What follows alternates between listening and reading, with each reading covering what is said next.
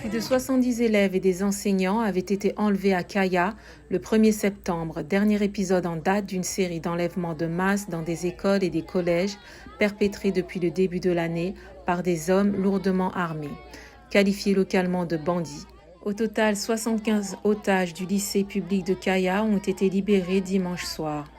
Une vidéo publiée par le bureau du gouverneur de l'État de Zamfara, Bello Matawalle, le montre accueillant des dizaines d'élèves après leur libération par des hommes armés.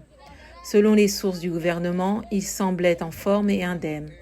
La libération des élèves de l'école de Kaya est intervenue après le déclenchement d'opérations militaires contre des gangs criminels dans cet État et la coupure des télécommunications par les autorités pour les empêcher d'échanger des informations.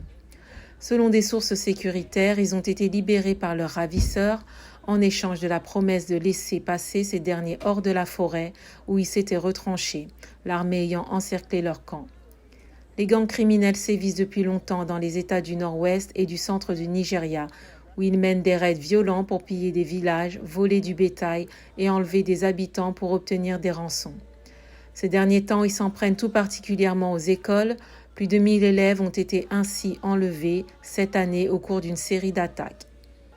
La plupart de ces élèves ont été libérés après des négociations et certains se sont échappés, mais des dizaines d'autres sont toujours aux mains de leurs ravisseurs.